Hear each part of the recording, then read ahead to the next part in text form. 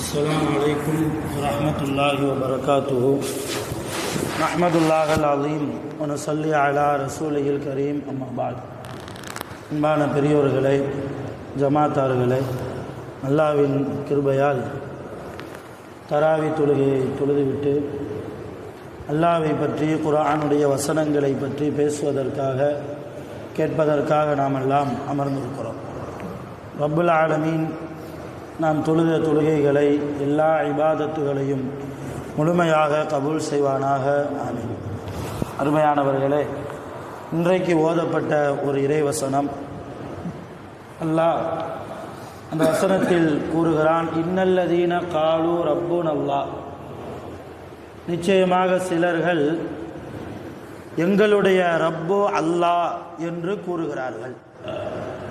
சும்மஸ்தகாமு, எங்களுடைய ரப்பு அல்லாஹ் என்று கூறியதற்கு பின்னால் அல்லாஹ்வை மட்டும் வணங்குவதில், அல்லாஹ்வுடைய அன்பை பெறுவதில், அல்லாஹ்வை அடைவதில் மிக உறுதியாக இஸ்திகாமத்தோடு இருக்கிறார்கள். ததனஸ்ஸலு அலைஹிமுல் மலாயிகா, இப்படி இருப்பவர்கள் மீது மலக்குமார்கள் இறங்கி வருகிறார்கள். அல்லா தகாஃபு வலா தஹ்சனு, மலக்குமார்கள் இந்த மாதிரி உள்ள மனிதரிடத்தில் வந்து, நீங்கள் பயப்படவும் வேண்டாம், கவலைப்படவும் வேண்டாம். வ அப்ஷிரு பில் ஜன்னத்தில்லதி குன்தும் துஅதுன், நீங்கள் எந்த சுவனத்தை கொண்டு வாக்களிக்கப்பட்டீர்களோ அப்படிப்பட்ட சுவனம் உங்களுக்கு சுப செய்தியாக இருக்கிறது என்று மலக்குகள் அந்த மனிதரிடத்தில் வந்து சொல்கிறார்கள். அடுத்த ஆயத்தில் அல்லாஹ் சொல்கிறான், நஹ்னு அவுலியாவுக்கும், இப்படிப்பட்ட மனிதர்களாக இருக்கக்கூடிய உங்களுடைய நேசராக நான் இருக்கிறேன் என்கிறான் அல்லாஹ். அருமையான பெருமக்களே, இந்த ஆயத்துகளில் இருந்து நமக்கு பெற வேண்டிய படிப்பினை, எங்களுடைய ரப்பு, என்னுடைய ரப்பு அல்லாஹ் என்று சொல்வதோடு மாத்திரம் நிப்பாட்டி கொள்ளாமல், அல்லாஹ்வை எப்படி வணங்க வேண்டுமோ அப்படி வணங்க வேண்டும். அல்லாஹ் என்றால் யார்? அவன் எப்படிப்பட்டவன்? அவனுடைய குதிரத் என்ன? அவனுடைய வல்லமை என்ன? அவனுடைய கோபம் எந்த அளவு? அவனுடைய ரஹ்மத் எந்த அளவு? அவனுடைய மக்ஃபிரத் எந்த அளவு? இதையெல்லாம் ரசூலுல்லாஹ் சொன்னதை புரிந்து அல்லாஹ்வை மட்டும் வணங்கி அதில் நாம் உறுதியாக இருப்போமையானால், அல்லாஹ்வை தவிர வேறு கடவுள் இல்லை என்கிற விஷயத்தில் உறுதியாக இருப்போமையானால், நம்மிடத்தில் யார் வருகை புரிகிறார்? மலக்குகள் வருகை தருகிறார்கள். நல்லா விளங்கணும், மலக்குமார்களை நபிமார்களுக்கு அடுத்தபடியாக அல்லாஹ்வுடைய நேசர்கள் கண்கூடாக பார்க்க முடியும். யார? மலக்குமார்களை. நபிமார்களுக்கு அடுத்தபடியாக அல்லாஹ்வுடைய நேசர்களாக, அவுலியாக்களாக யாரெல்லாம் உலகத்தில் வாழ்கிறார்களோ அவர்களால் நிச்சயம் மலக்குமார்களை பார்க்க முடியும். அதற்கு என்ன ஆதாரம்? இந்த ஆயத்து தான் ஆதாரம். ததனஸ்ஸலு அலைஹிமுல் மலாயிகா என்கிறான் அல்லாஹ். இந்த மாதிரி மனிதர்களிடத்தில் மலக்குகள் இறங்கி வந்து, நீங்கள் பயப்படாதீர்கள், கவலைப்படாதீர்கள், உங்களுக்கு சுவனம் இருக்கிறது என்று சுபசோபனம் சொல்கிறார்கள். அல்லாஹ் சொல்கிறான். அருமையானவர்களே, நம்முடைய வாழ்க்கை நாம் மௌத்தா போனதற்கு பின்னால் 4 பேர் பேசும்படியான வாழ்க்கையாக அமையணும். 4 பேர் பேசணும். இந்த மாதிரி ஒரு ஆள் வஃபாத்தாயிட்டார், ஸ்ரீதேவி என்று பேசணும், தக்வாதாரி என்று பேசணும், அவரிடத்தில் ஈமான் நிரம்ப இருந்தது என்று பேசணும், ஒரு வக்து கூட இமாம் ஜமாத்தை தவறவிட்டதில்லை என்று பேசணும், ஒரு நோன்பை கூட விட்டதில்லை என்று பேசணும், தான தர்மங்கள் அள்ளி அள்ளி கொடுப்பதில் சிறந்தவர் என்று பேசணும், எப்போ பார்த்தாலும் குர்ஆனும் கையுமா, தஸ்பீகும் கையுமா, ஒதுவோடு தான் இருப்பார் என்று 4 மக்கள் நாம் இறந்ததற்கு பின்னால் நம்மை புகழ வேண்டும். இதற்கு நேர ஆப்போசிட்டா ரொம்ப பணக்காரரு, ஹாஜியாரு, 2 வீடு வச்சிருந்தாரு இல்லையா, 4 வீடை வாடகைக்கு விட்டாரு, மகனை அங்கே கட்டி கொடுத்துருக்காரு, மகளை இங்கே கட்டி கொடுத்துருக்காரு, இந்த பேச்செல்லாம் கபருக்கு உதவவே உதவாது. 5 பைசாக்கு கூட இது பிரயோஜனம் இல்லை. நாம் மௌத்தாய் போய்விட்டால் நம்மை பற்றி தக்குவாதாரி முத்தக்கி இறந்து விட்டார், ஒரு முஹ்லிஸ் இறந்து விட்டார், ஒரு நல்ல மூமின் இறந்து விட்டார் என்று பேசணும். நம்முடைய ஜனாசாவுக்காக நாம் மையத்தாக இருக்கிற போது யார் என்றே பழக்கமில்லாத மனிதர்கள் கூட நமக்காக கண்ணீர் வடிக்கிற ஒரு நல்ல வாழ்க்கை நம்ம வாழணும். இன்னைக்கு அண்ணன் எப்போ போவான், திண்ணை எப்போ காலி ஆகும், இந்த நிலைமை தானே ஓடுது. ஹாஜியார் போயிட்டாருன்னா அந்த இடத்துக்கு நம்ம வந்துடலாம். சொந்த வீட்டிலேயே அண்ணன் தம்பிக்குள்ளேயே பகைமை, அத்தா மகன்களுக்குள்ளேயே பகைமை இல்லையா, கணவன் மனைவிக்குள்ளே நிறைய விரிசல்கள். எப்படி அல்லாஹ் நேசிக்கக்கூடிய மனிதராக நாம் மாற முடியும்? அல்லாஹ்வை மட்டும் அல்லாஹ் தான் எங்களுடைய கடவுள்னு சொன்னால் மட்டும் போதுமா? அதில் உறுதியாக இருக்குன்னா என்ன அர்த்தம்? அல்லாஹ்வுக்கு பிடித்தமான வாழ்க்கையாக நம்முடைய வாழ்க்கையை அமைக்கணும். நான் தொடர்ந்து தராவி பயானில் இதைத்தான் பேசிட்டே வர்றேன், நல்லா கவனிச்சா அவங்களுக்கு புரிஞ்சிருக்கும். திரும்ப திரும்ப அதைத்தான், வார்த்தைகள் வித்தியாசமாக இருந்தாலும் செய்திகள் வேற வேற இருந்தாலும் கருத்து ஒன்று தான். அல்லாஹ்வுடைய விருப்பம், அல்லாஹ்வுடைய பொருத்தம் பெறக்கூடிய வாழ்க்கையாக நம்முடைய வாழ்க்கையை நாம் ஆக்கணும். எப்போ மௌத்தா போனதுக்கு பின்னால் ஆக்கிறதா, கபருக்கு போனதுக்கு பின்னால் ஆக்கிறதா? நல்ல முத்தகீன்களுடைய வாழ்க்கை, அடுத்த மனிதர், தொழாத மனிதர் நம்ம முகத்தை பார்த்தா கூட தொழுகைக்கு வரணும். யாராவது தொழுகையினுடைய தொடர்பே இல்லை, பள்ளிவாசலுடைய தொடர்பே இல்லை, நம்ம பக்கத்து வீட்டுக்காரர் தான், நம்ம உறவுக்காரர் தான், நம்ம அத்தாவாக இருக்கலாம், நம்ம தம்பியாக இருக்கலாம், நம்ம செச்சா பெரியப்பாவாக இருக்கலாம், யார் வேண்டுமானாலும் இருக்கலாம். நம்ம முகத்தை பார்த்த உடனேயே பின்னாடியே வரணும் எங்கள் பள்ளிவாசலுக்கு. இன்றைக்கி நம்மளை பார்த்தோன்னே விரண்டு ஓடுறானே இல்லையா? ஏதாவது ஒரு ஜமாத்து, தப்லீ ஜமாத்து போச்சு, நான் பேர் வச்சுருக்கேன் வெள்ளை போலீஸ். வாலிபர்களிடத்தில் அந்த பேரே இருக்குது, வெள்ளை போலீஸ் வந்துட்டாங்க ஓடு. அவங்க எதுக்கு கூப்பிட வராங்க? பள்ளிவாசலுக்கு தான் வர்றாங்க. காரணம், வாலிபர்களை குறை கூற எந்த ஒரு பிரயோஜனம் இல்லை. அவங்கள குறை சொல்லி அந்த பக்குவத்திற்கு பெரியவர்கள் நாம வரல. உண்மை அதுதான். அடுத்தவங்களை குறை சொல்வதை விட முதல்ல நான் எப்படிப்பட்டவன் தெரிஞ்சுக்கிறோம். என்னை நான் சரிப்படுத்தினேனா, எனக்கும் ரப்புக்கும் உண்டான அந்த இடைவெளி எவ்வளவு தூரம் இருக்கிறது, நான் அல்லாவின் பக்கம் ஒவ்வொரு நாளும் நெருங்கி கொண்டே போகிறேனா அல்லது தூரமாய் கொண்டே போகிறேனா என் ரசூல் ஸல்லல்லாஹு அலைஹி வஸல்லம் எந்த வாழ்க்கையை வாழச் சொன்னார்களோ அதன்படிதான் வாழ்கிறேனா, சஹாபாக்கள் எப்படி வாழ்ந்தார்களோ அப்படித்தான் வாழ்கிறேனா. குர்ஆனை ஓதுனா ஹிதாயத்து கொடுக்கணும், குர்ஆன் நமக்கு நேர்வழியை காட்டணும். அலிஃப் லாம் மீம் ஸாலிகல் கிதாபுல் லா ரைப ஃபீ ஹுதல் லில் முத்தகீன். குர்ஆன் எல்லாருக்கும் நேர்வழி காட்டாது.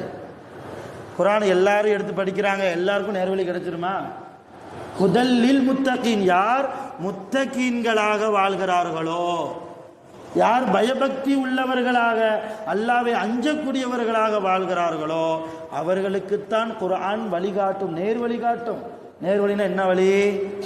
சுவனத்தின் பக்கம் போகிற நேர்வழி.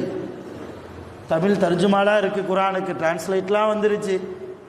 எல்லாரும் டிரான்ஸ்லேட் எடுத்து படிக்கத்தான் செய்கிறாங்க, குர்ஆன் விரிவுரை எடுத்து வாசிக்கத்தான் செய்கிறாங்க. ஆனால் நேர்வழி காட்டுதா? இல்லை என்றால் முத்தகீன் என்கிற இடத்துக்கு நம்ம போகலைன்னு அர்த்தம். குர்ஆனில் அல்லாஹ் ஒரு முத்தகீன்களை பற்றி சொல்கிறான். கடந்த தராவியில் அந்த ஆயத்தை நம்ம ஓதணும்.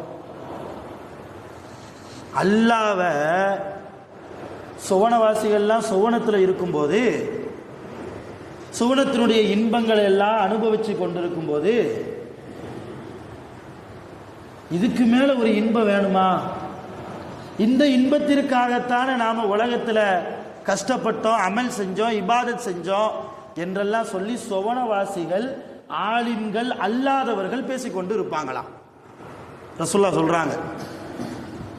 அப்படி பேசிக்கொண்டு இருக்க போது அந்த சைடு ஒரு ஆலிம்சா போவார், அவர் காதில் இந்த பேச்சு விழும். இப்போ அந்த ஆலிம்சா சொல்லுவார், இதுவா இன்பம்? இதை விட மிக பிரம்மாண்டமான இன்பத்தை மறந்துட்டீங்களா? இதுக்கு மேலேயும் இன்பம் இருக்கா என்ன? சோனாசியெல்லாம் கேட்பாங்க அந்த ஆலிம்கிட்ட. இந்த ஆலிம் சொல்லுவார், சோனத்தில் வந்துட்டீங்க, அல்லாஹ்வை பார்த்தீங்களா? அல்லாஹ் காட்சி தந்திருக்கானா? இன்னும் அல்லாவை நாம பார்க்கவே இல்லையே. அல்லாவை பார்ப்பது என்கிற இன்பம் இன்னும் அல்லாஹ் நமக்கு தரவே இல்லையே. அந்த உச்சகட்டமான அந்த இன்பம் என்றைக்கு பெறப்போகிறோம் அதை நினைச்சு அல்லாஹ்ட்ட துவா கேட்பீங்களா? இந்த இன்பமே போதும்னு திருப்தி ஆகிக்கிறீங்க என்று அந்த ஆலிம் சொன்ன போது எல்லா சுவனவாசிகளும் ரப்பிட்ட கேட்பாங்களா, ரப்பே எப்படியாவது எங்களுக்கு நீ காட்சி தந்துரு.